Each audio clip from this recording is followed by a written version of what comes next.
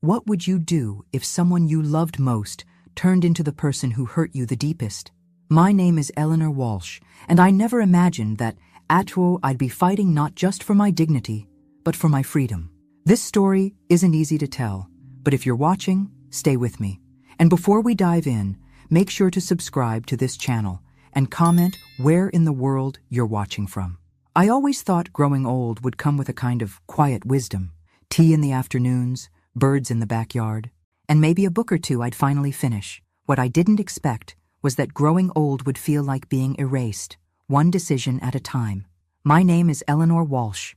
I'm years old, and until a few months ago, I lived alone in the house my husband Richard and I built together in the suburbs of Portland, Oregon. Every flower in the front yard had a story. The kitchen still smelled like his coffee. I wasn't ready to leave. I didn't need to leave. I had slipped on a throw rug in the living room. Not badly. I was a little bruised, but still sharp, still walking, still me. But that single fall was all the ammunition my son Daniel needed. He showed up the next morning, early, with a look in his eyes I couldn't place. Cold, distant. He didn't even ask how I was. He came in with a briefcase and a tight schedule, speaking in bullet points. "Mom, we found a really good facility. It's time. It's the best for everyone." I laughed, thinking it was a joke, but he wasn't laughing. "Daniel," I said, "I'm not going anywhere. I'm fine. This is my home." But he had already made the arrangements. My things had been packed. The paperwork was signed. I stood in the hallway, watching as two strangers came to move my boxes. My chest tightened. I couldn't breathe. It wasn't happening. I tried to argue, tried to fight back, but the look in his eyes, like I was some kind of project, a burden to be managed, made the words catch in my throat. "You fell," he said. "You could have broken your hip. You live alone. It's too risky. And frankly, I don't have the time to keep checking in on you." He didn't say it with cruelty. He said it with efficiency. That somehow made it worse. They took me in a van. I wasn't even allowed to ride in his car. I remember the silence, that deep, cold silence that settled into my bones as we pulled away from the only life I knew. The facility was clean, modern, with big windows and neutral-colored walls. But it smelled faintly of bleach, and something I can only describe as abandonment. A silence you can't describe unless you've lived it. I remember sitting on the edge of the new bed in the room they assigned me. My name was on a label stuck to the door, like I was a package, or a misplaced item someone finally decided to store away. I waited for Daniel to say something, maybe an apology, a reassurance, but all he said was, "I'll check in later this week. Don't worry, Mom. You'll be comfortable here." Then he left, just like that. I didn't cry right away. I just sat there looking around. The walls were bare, my belongings reduced to a suitcase. The home I had filled with memories now lived only in my head. I wasn't old enough to forget things, but I was old enough to be forgotten. That night, I lay in a bed that wasn't mine, listening to the soft buzz of fluorescent lights in the hallway. I thought about Richard, about how we used to laugh at the idea of growing old apart, how we promised we'd always take care of each other. And now he was gone, and my son had put me away like I was nothing. But I wasn't nothing. Not yet. Something inside me stirred that night, a flicker of something I hadn't felt in a long time. Not anger, not even sadness. It was the beginning of a quiet defiance. They thought I was finished, but they had no idea what I was about to do. I stared at the ceiling until morning, planning everything. The next morning, I woke up to the sound of soft wheels rolling down the hallway. Med carts, I'd later learn. That and the occasional shuffle of feet. It was the kind of place where even time seemed medicated. My door was slightly open, and I could hear someone coughing from the room next to mine. The smell of scrambled eggs and overboiled coffee drifted in. I dressed myself slowly, every movement a reminder that I still had control over something. When I stepped into the hallway, I was greeted by polite nods and tight smiles from the staff. Not warmth, not recognition, just routine. I was part of the furniture now. The common area was filled with muted conversations and television noise. No one looked up. No one asked my name. Some stared blankly at game shows. Others dozed off with plastic cups of juice untouched beside them. I stood there, invisible in plain sight. I sat in a corner by the window. The sky was gray. A squirrel hopped along the fence outside and stopped to look in. And for a moment, I envied it, free to run wherever it pleased, No paperwork required. Daniel didn't call that day, or the next. It wasn't until the fourth day that he appeared. His shirt tucked in like he'd come straight from work, which, knowing him, he probably had. He sat down across from me in the lounge, not even pretending to make eye contact. "I brought your insurance documents," he said, handing over a stack I didn't ask for. "And a few photos for your nightstand." There were 3. One of him as a child, one of Richard holding Daniel as a baby, and one of me, cropped out of a family vacation photo like an afterthought. I stared at them in silence. "Is there anything you need?" he asked. His voice had that edge, the tone people use when they want to appear kind, but hope you'll say no. I wanted to ask him why. Why this? Why now? Why couldn't he just check in on me from time to time like a decent son? But I knew his answer already. "This is easier." So I said nothing. "You're quiet," he commented. "I'm thinking," I replied. He looked uncomfortable, like even that small bit of resistance unsettled him. And then he said something I'll never forget. "It's not like I don't care, Mom, but you've had your time. Now let me handle things." Had my time? As if life came with an expiration date. As if I had nothing left to live or offer or feel. He left after 10 minutes, didn't hug me, didn't say he loved me. Just walked out like he had finished a task. The following week passed in a blur. Meals served at scheduled times. Bingo games with prizes that didn't matter. I tried to smile at the other residents, but most were too lost in their own silence. Others were too far gone to even remember their names. That's when I realized the cruelest part of this place wasn't the boredom. It was the erasure. They don't just strip away your independence. They strip away your identity. No one here knew that I once worked as a librarian, that I played the piano for Richard every Sunday morning, that I baked pies from scratch, that I read every Steinbeck novel twice. To them, I was just room, just a fall risk, just another old woman whose time had passed, until one afternoon, when a nurse I hadn't seen before walked in, holding a clipboard and a gentle smile. Her hair was pulled back, her scrubs clean, but her eyes were tired in a way only someone who carried too much for too long could understand. "Mrs. Walsh?" she asked. "Hi, I'm Marissa. I'll be checking in on you this week." I nodded. She sat down without the usual distance most staff kept. "Is there anything you want me to know about you?" she asked. It was such a simple question, but no one had asked me that since I arrived.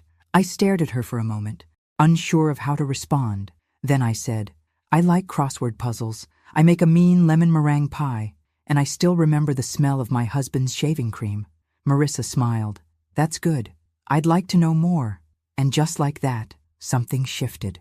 She wasn't like the others. She wasn't pretending. She saw me. She returned the next day, and the next. We talked, laughed. She brought me tea from the break room when the dining hall was out. She called me Eleanor instead of Mrs. Walsh, and she remembered the name of my favorite singer from the 70s. She told me about her daughter, about her mother who had Alzheimer's, and about working nights to cover extra shifts. She never complained, but her voice carried weight, and slowly, she became the only reason I didn't feel completely invisible. I still missed my house. I missed Richard, and I still felt betrayed. But for the first time since I'd been forced into this place, I wasn't just waiting to fade away. I was watching, listening, and learning who was still on my side and who never truly had been. Because somewhere in that silence, I was beginning to understand something. This wasn't just a nursing home. This was the stage for a battle I hadn't realized I was about to fight. I began to notice the little things first, the way the staff knocked twice before entering, the way certain residents stared off at nothing, their stories trapped behind tired eyes, the way people stopped asking you questions once they decided you were just old. But with Marissa, it was different. She saw past the wrinkles, past the scheduled medications and the chart on the door. She listened when I spoke, not with sympathy, but with respect, as if I still mattered. Every morning she made time for me, even when she was busy. She'd peek her head in my room and say, "Morning, Eleanor. You good today?" Just that, those few words, gave my day purpose. She treated me like a person, not a case file. It had been 2 weeks since Daniel last visited. Not that I expected much. My phone sat on the nightstand, silent. He hadn't called. No messages. Not even a check-in. And yet, there I was, telling stories to a nurse, half my age, like she was the only family I had left. Marissa had this laugh, warm and real. the kind that caught me off guard sometimes. She told me about her little girl, Mia, who had just turned 6, about how she loved peanut butter sandwiches and hated going to sleep. "She insists I leave the hallway light on," she said one night as we sat by the small garden behind the center. "Says it keeps the nightmares away." I smiled. "Smart girl." "Smarter than me most days," she replied, and her voice cracked slightly. She looked away, brushing invisible lint from her sleeve. I didn't press, but I noticed her hands, slightly calloused, nails trimmed short. The hands of someone who had to do everything herself. Later, she told me her mother had been diagnosed with early-onset Alzheimer's 2 years ago. Marissa was 29 then. She'd taken on 2 jobs to keep up with bills, had to move her mom into her apartment because she couldn't afford a facility. "And your husband?" I asked gently. She smiled, but it was hollow. "Walked out when I told him I wouldn't put my mom in a home. Said he wasn't ready to carry that kind of weight." That kind of weight. I knew the feeling. I carried it too. Every day since Richard passed. That night, I lay in bed thinking about her, about the sacrifices, the loneliness, the way she smiled even with the world on her shoulders. And I thought about how little Daniel seemed to know about weight, or loyalty, or love. The contrast was unbearable. One morning after breakfast, I asked Marissa if she could help me find my lawyer's number. She blinked, surprised, but didn't question me, just nodded. "Of course, I'll bring you a phone and a quiet place to make the call." I could see it in her eyes. She didn't want to pry, but I knew she sensed something bigger was unfolding. It took less than 5 minutes. My lawyer, James Palmer, had been our family attorney for years. He remembered my voice immediately. "I need to make changes to my will," I told him, "and I'd like to start paperwork for an adult adoption." There was a pause. "Eleanor, are you sure?" "I've never been more certain." That same afternoon, I wrote 2 letters, one to Daniel, short, cold, and factual, and one to Marissa. That one I sealed and hid inside the drawer of my nightstand.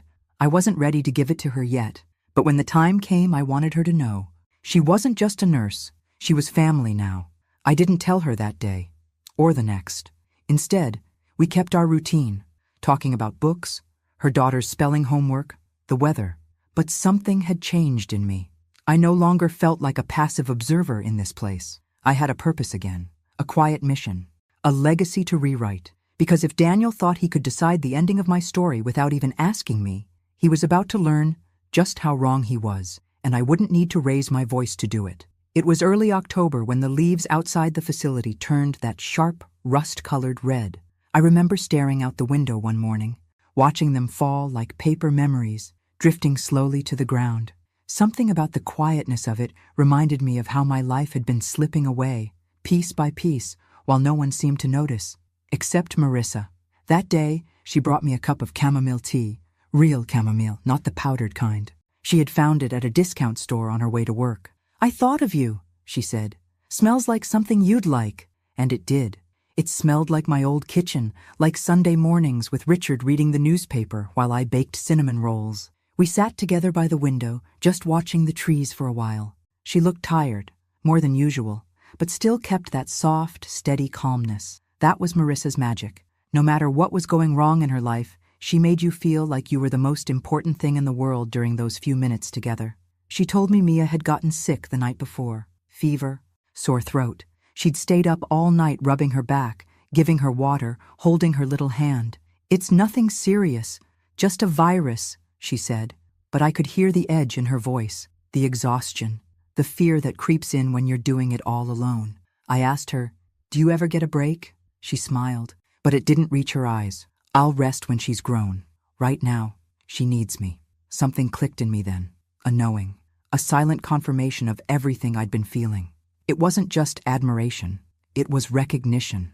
I saw myself in her, the younger me who had once held Daniel in her arms through countless sleepless nights, the woman who sacrificed weekends, vacations, and promotions for her family. The difference? I did all that, and ended up in a place like this. But Marissa, she deserved better. Later that day, I called James, my lawyer, again. I finalized the amendment to my will. Half of my estate, including the house, savings, and remaining investments, would go to Marissa Carter. No fanfare, no announcement, just a quiet legal promise. It was the first time since Richard died that I felt like I was doing something that mattered again. Over the following days, I kept a journal, a real one, leather-bound with pages that smelled like old bookstores. I wrote letters to Marissa, to Mia, even one to myself. I poured in everything, my memories, my regrets, the betrayal that still echoed from Daniel's voice when he said, "You've had your time." Each word was like stitching up a wound. One evening, I invited Marissa to sit with me in the garden behind the facility. The air was cool, the sun dipping low behind the trees. I offered her the seat beside me and handed her a small envelope. She blinked. "What's this?" "Not for now," I said. "For when it matters." She looked at me, really looked. "You're not sick, are you?" I laughed softly. "No, dear. I'm just awake now."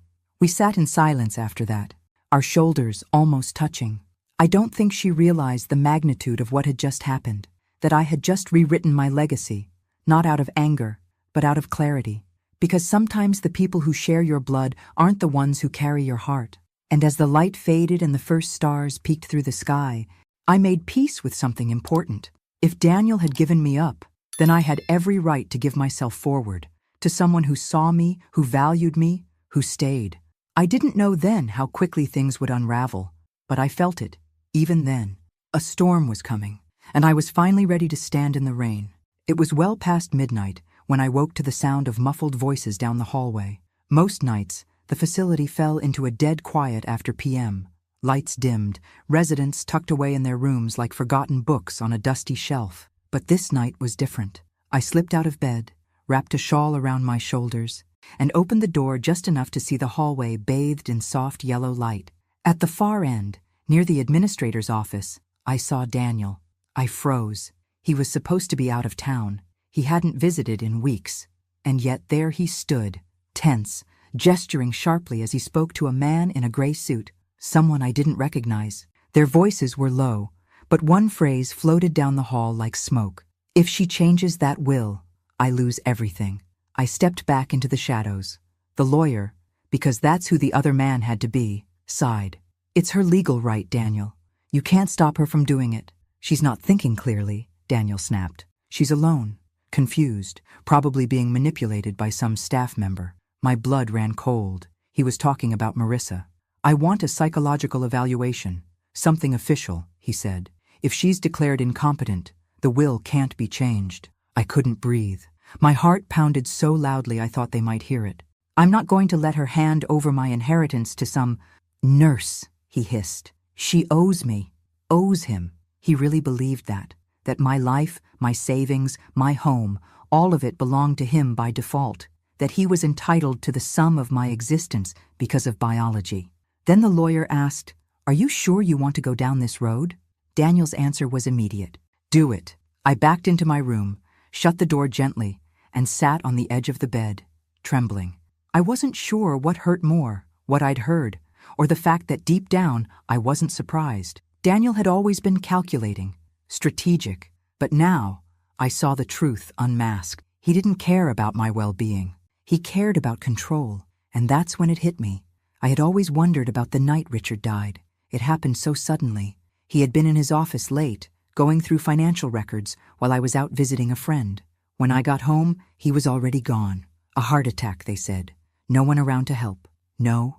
I remembered asking Daniel if he had talked to his father that day. He said no, but now I wasn't sure. The next morning, I acted like nothing had happened. Daniel didn't know I had overheard. He smiled thinly, handed me a box of herbal teas I didn't ask for, and said, "Thought you'd like these." I nodded, pretending. That afternoon, I asked one of the newer aides, a timid girl named Hannah, if she could find out which nurse had worked the front desk that night. She hesitated, then whispered, "It was Kristen, but she doesn't talk much." I found Kristen folding laundry in the back hallway. I waited until no one else was around. "I need to ask you something, off the record." She looked up, startled. "Okay. You saw my son here last night, didn't you?" Kristen paused, then slowly nodded. "And he wasn't visiting me, was he?" She swallowed. "No. He was in the office for a long time, arguing." "Did you hear anything?" Her voice dropped. "Only a little. Something about paperwork. And getting someone declared unfit." I thanked her, then walked away with the weight of it settling on my shoulders like lead. Back in my room, I stared at the photo Daniel had left weeks ago. One of him as a boy, smiling in his little league uniform. The child I raised. The boy I held during thunderstorms. The teenager I forgave when he lied about grades. The man I had defended even when Richard warned me he was becoming too selfish, too cold. I had loved him unconditionally.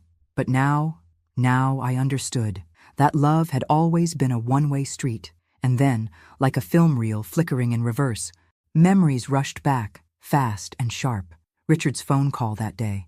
The way Daniel arrived late to the hospital, with dry eyes and no sense of urgency. The silence that followed. Had he? I didn't want to finish the thought, but I already knew the answer.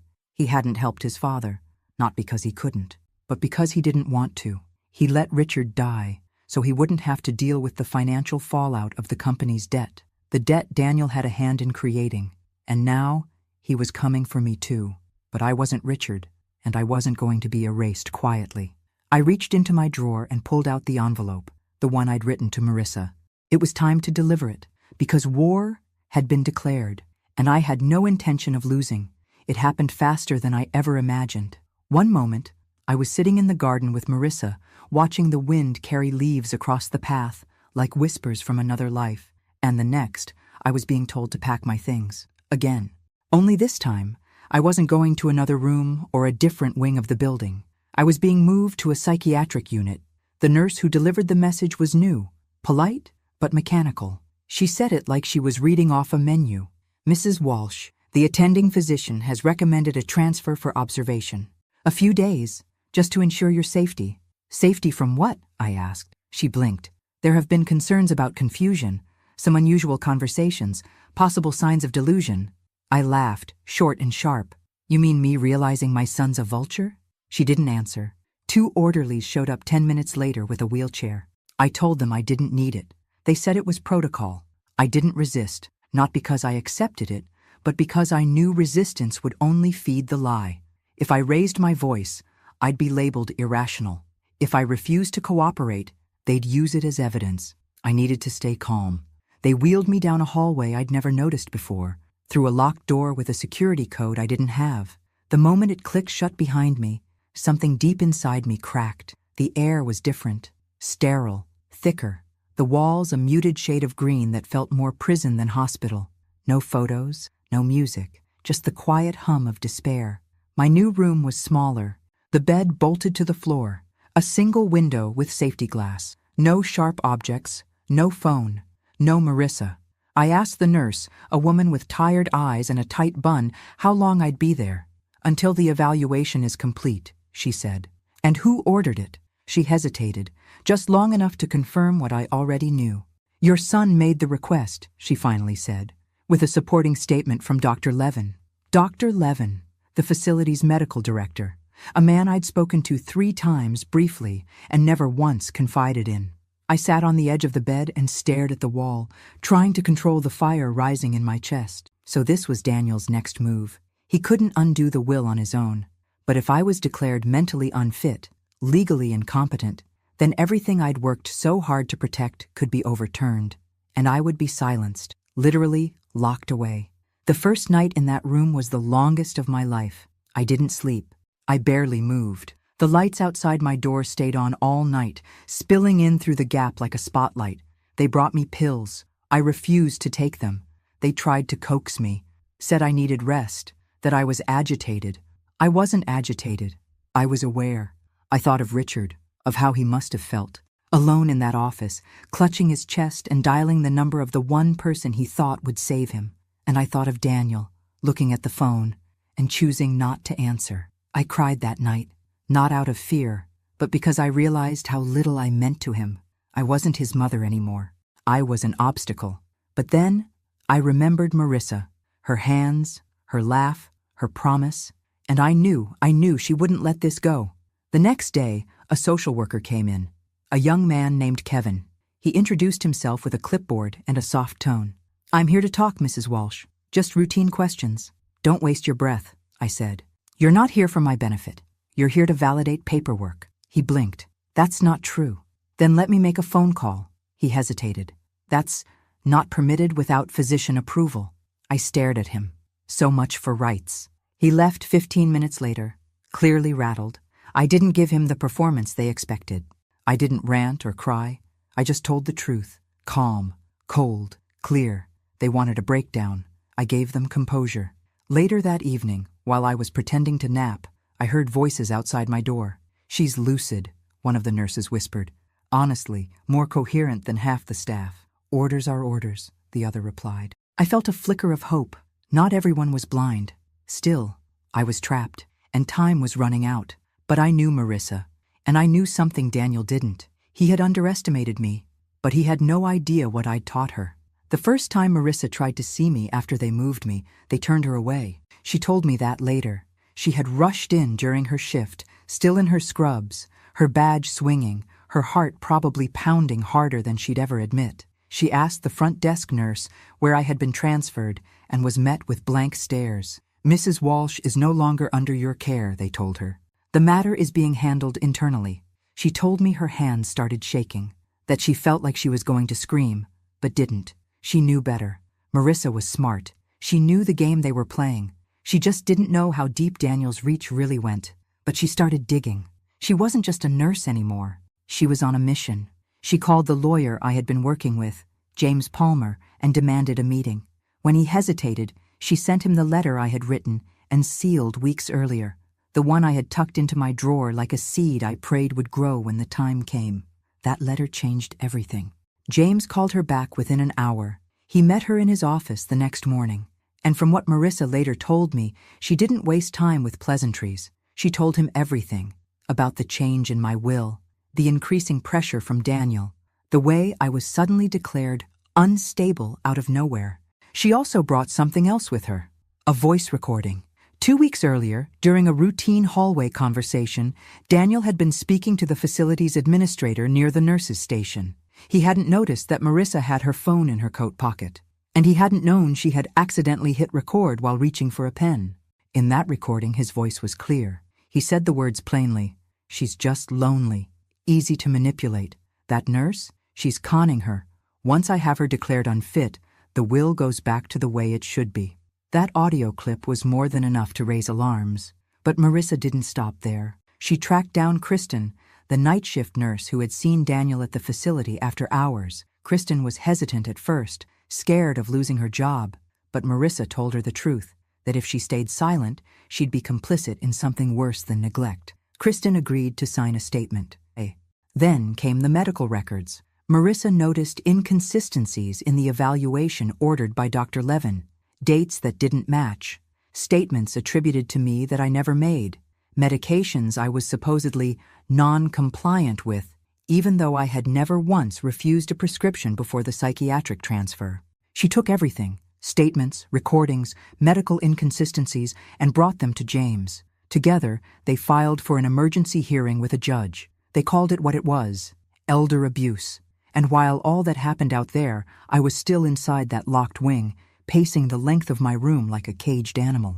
Every day they brought pills. Every day I refused them. My chart filled with words like uncooperative and defensive, as if I were being difficult just for the pleasure of it. But I knew the truth. They wanted me numb. They wanted me quiet. They wanted me gone. I didn't know what Marissa was doing. I couldn't see it. I couldn't feel it. But I believed in her, because she was the only person in that building who had ever looked me in the eye and seen a human being, not a patient, not a burden, not a bank account. And when they finally told me I had a hearing scheduled with a judge, I knew she had found a way through. They let me shower the morning of the hearing, gave me clean clothes, offered a cup of coffee I didn't trust. A nurse came in to brush my hair, trying to make it all look presentable. But I didn't care about appearances. I was preparing for war. And I wasn't walking into that courtroom as a victim. I was walking in as someone who had nothing left to lose, and therefore everything to say. They transported me in a van with tinted windows, like I was some kind of criminal. 2 orderlies sat in the front, talking about their lunch plans while I sat in the back, hands folded in my lap, pretending not to hear. But I heard everything.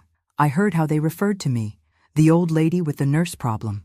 I heard them joke about how I must be faking it just to get attention, and I memorized every word, because soon their words would matter. The courthouse wasn't far, just a small gray building with a broken flag outside and too many parking spaces. I was led through a side entrance, away from the public, like I was something shameful to be hidden from view. But inside that small courtroom, I saw her, Marissa. She sat near the front, wearing a simple navy blouse, her hands clasped tightly in her lap. When she saw me enter, her eyes flooded with emotion. She didn't speak, just nodded, as if to say, "I told you I'd come." And then I saw Daniel, sitting with his lawyer, smug as ever, his suit too perfect, his posture too rehearsed. He didn't look at me. He didn't have to. He thought he'd already won. The judge was a woman, late 50s, sharp eyes, no-nonsense tone. She looked at me like she hadn't made up her mind yet. That gave me hope. James stood and began. He laid out the facts, slowly, methodically, like a scalpel, not a hammer. He presented Marissa's audio recording, Kristen's statement, the discrepancies in my medical records, and then he played the tape. Daniel's voice filled the room, cold, calculated, ugly. She's just lonely, easy to manipulate. That nurse, she's conning her. Once I have her declared unfit, the will goes back to the way it should be. The courtroom went silent. Daniel's lawyer tried to object, but it was too late. The words were already in the air, staining everything. Then it was my turn. I stood slowly. My knees trembled, but my voice did not. "I may be old," I said, "but I am not confused. I am not senile, and I am not finished." I looked directly at Daniel. "I trusted you. I loved you. I forgave you for so many things I shouldn't have. But when you let your father die, when you ignored his call for help so you wouldn't be held responsible for your own mistakes, you crossed a line I cannot and will not forgive." Gasps echoed. Daniel turned pale. I continued, "This isn't about money. It's not even about the will. It's about dignity. It's about being seen, being heard, being human. And if my life is worth nothing more to my own son than a $, then I will spend what's left of it with someone who treats me like I matter." Marissa's eyes welled with tears. She reached for a tissue, quietly. The judge called for a recess. When we returned, her voice was firm, resolute. "Mrs. Walsh is of sound mind and full legal capacity. This court finds the petition for guardianship filed by Mr. Daniel Walsh to be baseless and frankly disturbing." She turned to Daniel. She turned to, "You should consider yourself lucky she doesn't press criminal charges." And just like that, I was free. Free from the walls, free from the silence, free from the son who had turned his back on everything good and decent. Outside the courthouse, Marissa hugged me. Not hard, just enough, just right. "You did it," she whispered. "No," I said. "We did." But deep down, I knew the real battle was just beginning, because the law might have cleared my name, but I was far from done clearing my legacy. The morning after the hearing, I stood in front of the mirror in my old room, my real room at the facility. The same beige walls, the small window that let in slivers of morning light, the photo of Richard and me still tucked into the corner of the vanity. But something had changed. I had changed. They tried to break me. Daniel tried to erase me. But I was still here. Marissa came in just before breakfast, carrying a tray with pancakes and fresh strawberries, my favorite. She said nothing at first, just set the tray down and pulled up a chair. Her eyes were tired, but her smile was wide. "Victory pancakes," she said. I chuckled. We earned them. That day, the staff treated me differently, a little more respectfully. Some avoided eye contact, especially those who had followed orders blindly. Others apologized in quiet, nervous tones. I didn't hold grudges, but I remembered everything. Daniel, on the other hand, disappeared. He didn't call, didn't visit, didn't even send his lawyer to clean up the mess. It was as if he'd vanished into the shadows, hoping to wait out the storm. But I wasn't done with him. That same week, I finalized the adoption paperwork with James. Marissa Carter officially, legally, became my daughter. On paper, in court, in heart. The process was surprisingly simple. A judge asked if this was truly what I wanted. "Yes," I said, without hesitation. Because what makes someone family isn't DNA. It's who shows up when you're broken. It's who fights for you when everyone else walks away. Daniel found out about the adoption the following Monday. He sent me an email, a single line. "You'll regret this." I deleted it. He wasn't angry because I gave Marissa my money. He was angry because I gave her my love. The next few days, I felt lighter. I spent more time outside. I laughed more. I helped Marissa plan Mia's birthday, an outdoor party with balloons, cupcakes, and paper crowns. One afternoon, while folding laundry, I found an old scarf Richard had given me. I held it against my cheek and closed my eyes, remembering his voice, his quiet strength. "I hope I made you proud," I whispered. And in that moment, I felt something inside me settle, something that had been restless for too long. But the peace didn't last. One morning, James called. "Daniel is trying to contest the will again," he said. "This time, claiming undue influence. He's hiring a new team. He wants it all reversed." Of course he did. A snake doesn't change. He just sheds his skin. But this time, I was ready. We had recordings, witnesses, medical proof of my mental clarity, legal guardianship of my own estate. And now, we had the adoption. He couldn't touch a single dollar without unraveling the entire web he'd spun. Still, the anxiety returned, because no matter how strong I felt, part of me still hurt. He was my son. He was my baby once. And now, he was the villain of my story. That night, I sat with Marissa in the garden. We watched the sun dip below the trees, casting long golden shadows across the grass. Mia ran around chasing fireflies, her laughter carrying through the air like music. "I wish I could say I don't care," I said quietly. "But I do. I still care." Marissa didn't respond right away. She reached for my hand, warm and steady. "You don't have to stop caring," she said. "You just have to stop letting him hurt you." And she was right. I would always love the little boy Daniel once was, but I would no longer mourn the man he became, because I had a new chapter to live now, and I had a new family to live it with. The final battle was coming, and when it did, I'd be ready to close the book. The courtroom felt colder this time. Maybe it was the tension in the air, or maybe it was because I knew exactly what Daniel was trying to do. Again, he wasn't just contesting the will, he was trying to erase everything I'd done. Every step I'd taken to protect my name, my dignity, and the one person who had stood by me when everyone else disappeared. Marissa sat beside me at the plaintiff's table, now my legal daughter. Her hands were steady, but I could see the way her shoulders held tension, like she was ready to spring into defense at any moment, like a soldier. Daniel, dressed in another expensive suit, didn't even glance my way. His lawyer, new, polished, arrogant, tried to paint a picture of manipulation, that Marissa had preyed on an elderly woman, that I'd been coerced, that none of my decisions could be trusted. They played the age card, they played the vulnerable senior card, but they forgot one thing. I was still alive, still present, still powerful. I stood when called. My voice was clear, strong. I made every decision with full knowledge of what I was doing, I said, looking directly at the judge, and I stand by them. I changed my will not out of confusion, but out of clarity. I chose to give my legacy to someone who earned it, not someone who assumed he was entitled to it. The opposing lawyer smirked. "And what about your son? You're saying he deserves nothing?" I didn't flinch. "I'm saying he deserves exactly what he gave me in the last years of my life. Silence, distance, disregard." A murmur spread across the courtroom. Then James, my lawyer, took the floor. He presented the adoption papers. Legal, complete, airtight. He presented Marissa's years of service, her spotless record, her unwavering loyalty. He reminded the court of Daniel's previous attempt to have me committed. And then he dropped the final blow, the audio recording again.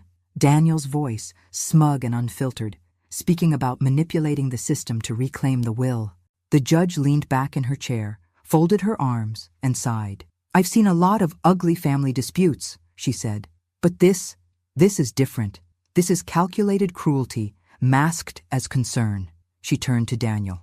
"Mr. Walsh, not only do I deny your petition, but I am referring your behavior to the State Bar Association for review. If this courtroom allowed emotional damages, you'd owe your mother far more than money." I couldn't help it. I let the tears fall, not from sadness, from release. It was over. Outside the courthouse, reporters waited, but I didn't stop. Marissa and I walked hand in hand to the car. We didn't need a statement. We didn't need the world to understand, because we understood. Back at the facility, I packed my things for the last time, not in secret, not in fear, but with joy. We were moving into a small house just outside of town, a modest cottage with a backyard and a garden I could tend again. Marissa called it ours. Mia had already picked out where her swing set would go. As I zipped up the final suitcase, I glanced around the room that had once felt like a prison. It was just a space now, a chapter that had served its purpose. Before we left, I placed the old photo of Richard and me in my bag. I looked at his face, his smile. "I kept my promise," I whispered. "I didn't let him take everything." Outside, Marissa honked gently from the car. I took one last look, then closed the door behind me. And just like that, I walked out, not defeated, but reborn, not forgotten, chosen. The sun was warm on my face as we pulled into the driveway of our new home. It wasn't large or fancy, just a simple cottage with pale blue shutters and a porch swing already squeaking in the breeze. But to me, it felt like a palace, because this time, I had chosen it. No one had dragged me here. No one had packed my things without asking. I came on my own terms, and I brought with me the only people who had truly stayed. Marissa helped me out of the car while Mia ran ahead, laughing as she announced which bedroom she wanted. There were daisies in the front yard, already blooming. I smiled. Richard would have loved this place. I hadn't heard a word from Daniel since the ruling. No calls, no emails, nothing. Part of me kept waiting, for a final plea or maybe an apology. But none came, and that silence said more than any words ever could. We unpacked slowly, savoring each moment. I placed Richard's photo on the mantel.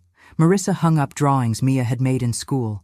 We filled the kitchen with smells, cinnamon, basil, fresh bread. Life returned to my bones in ways I didn't know I still needed.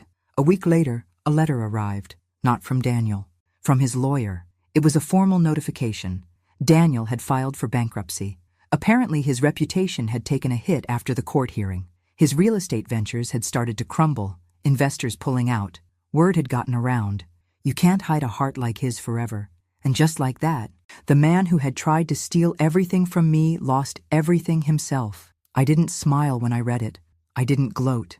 But I did exhale, deeply, fully, for the first time in years. Because justice doesn't always roar. Sometimes it whispers. Sometimes it's watching your enemy fall without ever having to lift a hand. One afternoon, I sat on the back porch with Marissa. The air smelled like fresh grass and warm soil. She was reading, and I was crocheting something for Mia's room. "You ever regret it?" she asked quietly. "Giving me so much?" I looked up, surprised. "I didn't give you anything," I said. "You earned it. You. Every bit of it." She looked down, her eyes glassy. "No one's ever said that to me before." I reached over, took her hand in mine. "Well, get used to it," I smiled. "You're stuck with me now." That night, I dreamed of Richard. We were dancing in the living room, slow and silly like we used to. He was wearing those ridiculous plaid slippers, and I could feel his hand on my waist like he'd never left. When I woke up, there were birds singing outside. The sun filtered through the curtains. I could hear Mia giggling from her room, and I realized something. This was home. Not the house, not the bricks or the furniture, the feeling, the peace, the laughter, the love. I had found my family, not in blood, but in the ones who chose to stay. Daniel had lost a fortune, but I had gained a future, and I wouldn't trade places with him for all the money in the world. The garden was full of light. Golden afternoon sun spilled across the rows of fresh soil, where I had just planted a handful of wildflower seeds with Mia. Her tiny hands had been covered in dirt, her face smudged, but her laughter, pure, unfiltered joy, still echoed in the breeze. I sat on the porch swing now, a glass of lemonade in my hand, watching her run across the lawn with her little butterfly net, chasing nothing in particular. And Marissa? She stood barefoot in the grass, smiling, her hair tied back, sleeves rolled up. She looked younger these days, lighter, like some invisible weight had finally lifted from her shoulders. This was peace. This was healing. This was everything I'd been denied, and everything I had chosen to build with the pieces left behind. For so long, I thought growing old meant losing pieces of yourself. I thought it meant being erased, made invisible. I never imagined I'd be fighting for my name, my worth, my voice. But I did fight, and I won. Not with rage, not with revenge, but with truth, with grace, with clarity. After the ruling, Daniel never reached out again. Not to apologize, not to explain, just silence. And I let it stay that way. There's a kind of mourning that comes with letting go of someone you once loved unconditionally. It's quiet and slow and private, but it's necessary. I don't hate him. I don't wish him pain. I just don't give him the power to define me anymore.